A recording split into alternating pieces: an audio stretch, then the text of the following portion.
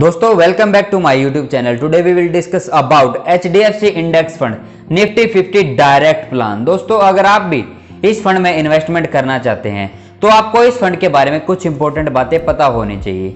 जैसे दोस्तों फंड को कब लॉन्च किया गया था, फंड ने अब तक किस तरह का रिटर्न अपने एग्जिस्टिंग जो इसके इन्वेस्टर्स है उनको किस तरह का रिटर्न इस फंड ने कमा के दिया है, कितने तरह के चार्जेस आपको इस फंड में पे करने पड़ते हैं। तो दोस्तों अगर आप भी इस फंड में इन्वेस्टमेंट करना चाहते हैं तो वीडियो को एंड तक पूरा देखिए और समझ जाइए कि इसमें किस किस तरह के चार्जेस आपको पे करने पड़ते हैं या किस तरह का आपको बेनिफिट इस फंड के थ्रू मिलता है। सबसे पहले HDFC index fund Nifty 50 direct growth है क्या। दोस्तों यहाँ पे मैं आपको एक चीज बता देना चाहता हूँ कि हर म्यूचुअल फंड में दो तरह के प्लान होते हैं, एक डायरेक्ट प्लान, एक रेगुलर प्लान। तो दोस्तों आज हम इस फंड के डायरेक्ट प्लान के बारे में ही बात कर रहे हैं। दोस्तों ये एक ओपन एंडेड इक्विटी कैटेगरी का लार्ज कैप फंड है जो कि आपके द्वारा इन्वेस्ट किए गए पैसे को भारत के शेयर मार्केट में लिस्टेड टॉप 50 कंपनीज में ही इन्वेस्ट करता है। आप निफ्टी 50 से समझ ही चुके होंगे, जैसी जैसी कंपनी निफ्टी 50 इंडेक्स में होंगी उन्हीं कंपनीज में ही आपका पैसा इस फंड के थ्रू इन्वेस्ट किया जाएगा। दोस्तों ये फंड 1 जनवरी 2013 को HDFC म्यूचुअल फंड द्वारा लॉन्च किया गया था। इस फंड में अपने को दो फंड मैनेजर मिल जाते हैं, एक कृष्ण कुमार डागा, एक Arun Agarwal.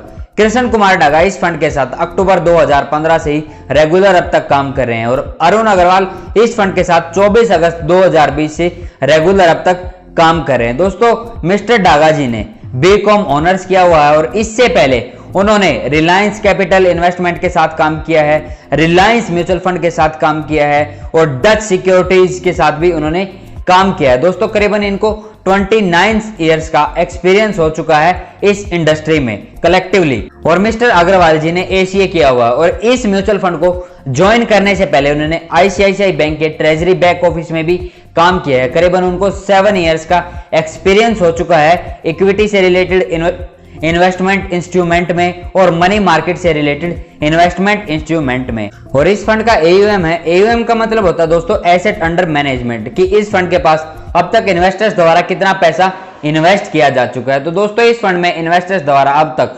2193 crore rupees as on date 30 November 2020, दोस्तों एज ऑन डेट तक इतना पैसा इन्वेस्टर्स द्वारा इस फंड में अब तक निवेश किया जा चुका है। और दोस्तों अगर हम इस फंड के पोर्टफोलियो या एसेट एलोकेशन के बारे में बात करें तो दोस्तों आप यहां पे स्क्रीन पे देख पा रहे होंगे, एसेट एलोकेशन का मतलब है कि आपके द्वारा इन्वेस्ट किया गया पैसा किन कंपनीज या सेक्टर में इन्वेस्ट हो रहा है। तो दोस्तों आप यहां पे स्क्रीन पे देख पा रहे होंगे, अगर हम इस फंड के पोर्टफोलियो या एसेट एलोकेशन को देखें तो दोस्तों आप यहां पे स्क्रीन पे देख पा रहे होंगे, लेकिन एग्जांपल के साथ मैं आपको समझा भी देता हूं।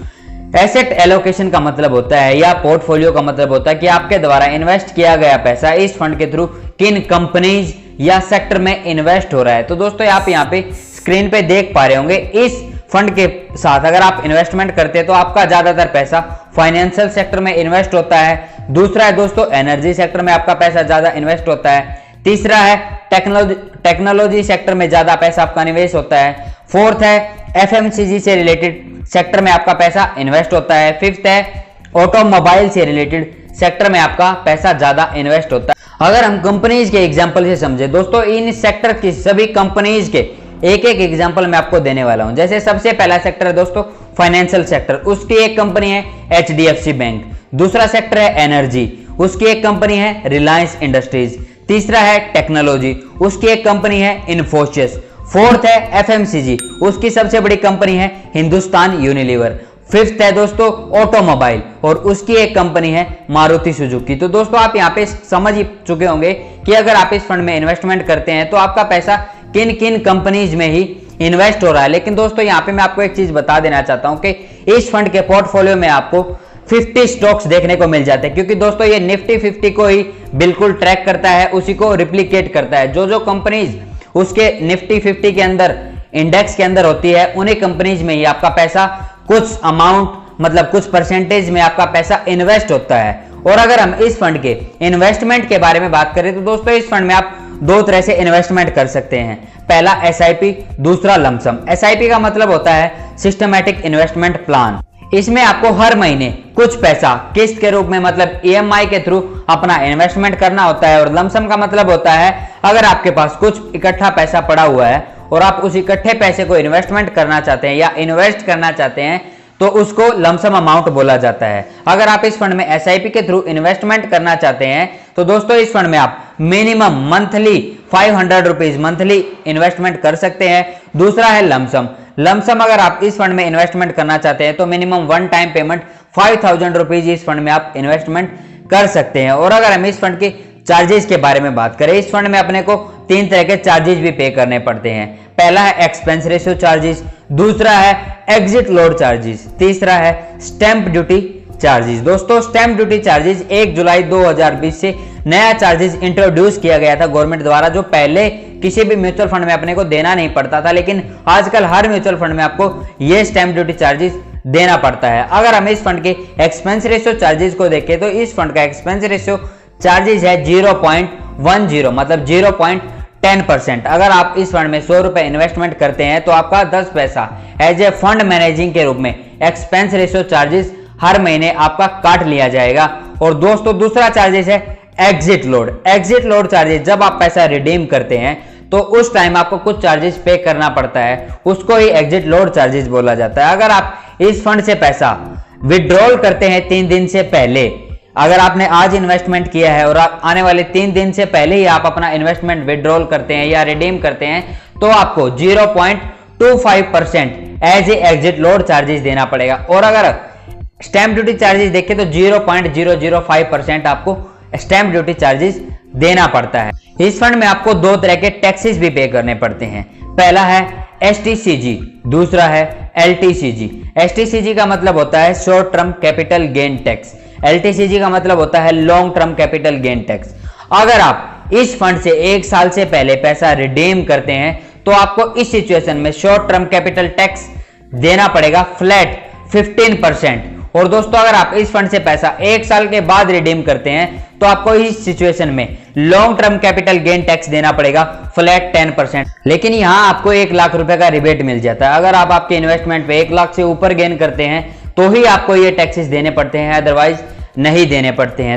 अगर हम इस फंड के रिटर्न को देखें तो दोस्तों इस फंड ने अपने इन्वेस्टर्स को पिछले 1 साल में करीबन 13% का रिटर्न दिया है और पिछले 3 साल में इस फंड ने अपने इन्वेस्टर्स को 10.80 मतलब 11% का रिटर्न दिया है। और अगर हम 5 साल के इस फंड के रिटर्न को देखें तो दोस्तों इस फंड ने अपने इन्वेस्टर्स को करीबन 13.10% का रिटर्न दिया है। अगर हम इसके ऑल टाइम एवरेज रिटर्न को देखें तो दोस्तों इस फंड ने अपने इन्वेस्टर्स को करीबन 12.10% मतलब करीबन 12% का रिटर्न इस फंड ने एवरेज अपने इन्वेस्टर्स को हर साल दिया है। और अगर हम इस फंड के प्रोज और कॉन्स को देखें, प्रोज और कॉन्स का मतलब होता है फायदा और नुकसान। दोस्तों इस फंड का पहला फायदा है इस फंड में आपको लोअर एक्सपेंस रेशियो चार्जेस देना पड़ता है। दूसरा फायदा है इस फंड में आप मिनिमम इन्वेस्टमेंट कर सकते हैं 500 रुपीज। और दोस्तों अगर हम इसके कॉन्स को देखें, कॉन्स का मतलब है नुकसान। इस फंड में मेरे को एक नुकसान ये नजर आता है कि इस फंड का मॉडरेट रिस्क। दोस्तों इस फंड में आपको थोड़ा बहुत रिस्क भी बियर करना पड़ता है क्योंकि आपके द्वारा इन्वेस्ट किया गया पैसा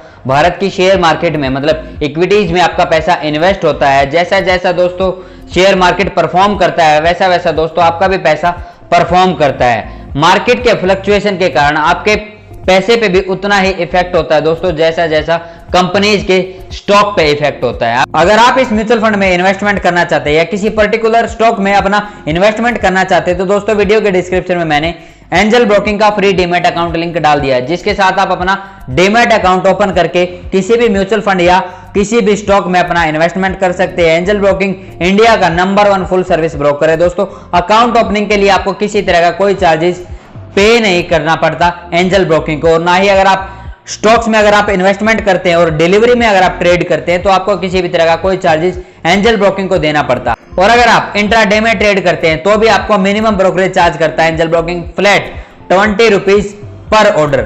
अदरवाइज किसी तरह का आपको कोई चार्जेस एंजल ब्रोकिंग के द्वारा पे या चार्जेस लगाया नहीं जाता। तो वीडियो के डिस्क्रिप्शन में एंजल ब्रोकिंग का फ्री डीमैट अकाउंट लिंक डाला हुआ है, जाइए अपना अकाउंट खोलिए और अपना इन्वेस्टमेंट शुरू कीजिए। अगर हम इस फंड के इन्वेस्टमेंट ऑब्जेक्टिव को देखें दोस्तों, इन्वेस्टमेंट ऑब्जेक्टिव को देखना भी हमारे लिए बेहद जरूरी हो जाता है क्योंकि दोस्तों ये अपने को ये बताता है कि कंपनी ने म्यूचुअल फंड को क्यों शुरू किया है या क्यों लॉन्च किया है। तो दोस्तों इस फंड का इन्वेस्टमेंट ऑब्जेक्टिव है कि मैं अपने इन्वेस्टर्स को निफ्टी 50 जैसा ही रिटर्न कमा के दे सकूं, क्योंकि कभी कभी ऐसा होता है कि इंडेक्स बहुत ज्यादा रिटर्न गेन करता है या बहुत ज्यादा बढ़ता है, लेकिन जिस फंड में आप इन्वेस्टमेंट कर रहे हैं, सेम इंडेक्स वाले म्यूचुअल फंड में आप इन्वेस्टमेंट कर रहे हैं, तो दोस्तों आपको कभी कभी रिटर्न आपका कम देखने को मिलता है। इसकी वजह होती है इसका ट्रैकिंग एरर, क्योंकि निफ्टी 50 में भारत की टॉप 50 कंपनीज होती हैं और कौन सी कंपनी कब इंडेक्स से बाहर हो जाए और कौन सी बाहर वाली कंपनी उनके मार्केट कैपिटलाइजेशन के हिसाब से निफ्टी 50 इंडेक्स में आ जाए, दोस्तों इसके बीच बहुत ही कम समय होता है जब ये अदला बदली होती है कंपनीज की मार्केट कैपिटलाइजेशन के हिसाब से। तो दोस्तों इसी को ट्रैकिंग एरर बोला जाता है, जो इसको बिल्कुल जितना जल्दी ग्रैब कर लेता है, तो इस हिसाब से आपका दोस्तों इस ट्रैकिंग एरर की वजह से कभी कभी इंडेक्स तो बहुत ज्यादा रिटर्न दे देता है, लेकिन आपका म्यूचुअल फंड, जिस फंड में आप इन्वेस्टमेंट कर रहे हैं, सेम इंडेक्स वाले म्यूचुअल फंड में आप इन्वेस्टमेंट कर रहे हैं, तो आपका रिटर्न आपको कम म्यूचुअल फंड दिखाता है। यही एक वजह होती है ट्रैकिंग एरर की वजह से। तो दोस्तों इस फंड का इन्वेस्टमेंट ऑब्जेक्टिव है, मैं अपने इन्वेस्टर्स को जितना जल्दी हो सके ट्रैकिंग एरर को ग्रैब करके उनके मतलब इंडेक्स के बराबर का ही रिटर्न अपने इन्वेस्टर्स को दे सकूं। लेकिन यहां पे मैं आपको एक दोस्तों ये चीज बता देना चाहता हूं कि मैं आपको रेकमेंड किसी भी स्टॉक या किसी भी म्यूचुअल फंड में नहीं करता हूं कि आपको इस म्यूचुअल फंड या किसी पर्टिकुलर स्टॉक में अपना इन्वेस्टमेंट करना चाहिए। दोस्तों आप अपने एडवाइजर या अपने फ्रेंड्स या फैमिली मेंबर्स के साथ अपना डिस्कशन करके किसी भी म्यूचुअल फंड या किसी भी स्टॉक में अपना इन्वेस्टमेंट कीजिए। ऐसे ही किसी की भी वीडियो देख के, मेरी हो या किसी की भी, तो दोस्तों कभी भी आपको किसी भी म्यूचुअल फंड या स्टॉक में कभी भी इन्वेस्टमेंट नहीं करना चाहिए। आपको अपनी एनालिसिस, आपके अपनी रिसर्च के हिसाब से किसी भी म्यूचुअल फंड या स्टॉक में अपना इन्वेस्टमेंट करना चाहिए। दोस्तों मैं आपके लिए वीडियो इसलिए बनाता हूं कि आपको कुछ किसी म्यूचुअल फंड में अगर आप इन्वेस्टमेंट करना चाहते हैं तो उसके बारे में आपको बता सकूं या उसके बारे में आपको कुछ इंफॉर्मेशन दे सकूं, जिसको आप जान के उस फंड के बारे में एक्चुअल पता लगा सकते हैं कि वो फंड आपके लिए अच्छा हो सकता है या बुरा हो सकता है। यहां मैं आपको किसी भी तरह की कोई रेकमेंडेशन कभी भी प्रोवाइड नहीं करता। आप अपने नियर एंड डियर के साथ अपना बातचीत करके किसी भी म्यूचुअल फंड या स्टॉक्स में अपना इन्वेस्टमेंट कीजिए। उम्मीद करता हूं दोस्तों आपको आज की वीडियो काफी अच्छी लगी होगी। अगर आपको आज की वीडियो अच्छी लगी है तो वीडियो को लाइक कीजिए, और अगर आपको लगता है कि ये वीडियो आपके किसी रिलेटिव या फ्रेंड के काम आ सकती है तो दोस्तों वीडियो को शेयर कीजिए। और अगर आप ऐसी ही वीडियोस देखना चाहते हैं तो दोस्तों अपने चैनल को अभी के अभी सब्सक्राइब कीजिए और साथ के साथ ही बेल आइकन को दबा लिए, जिससे मेरी आने वाली सभी वीडियो का नोटिफिकेशन आपको सबसे पहले मिलता रहेगा। आज के लिए दोस्तों वीडियो में इतना ही, मिलते हैं आने वाली किसी नई वीडियो में, तब तक के लिए नमस्कार।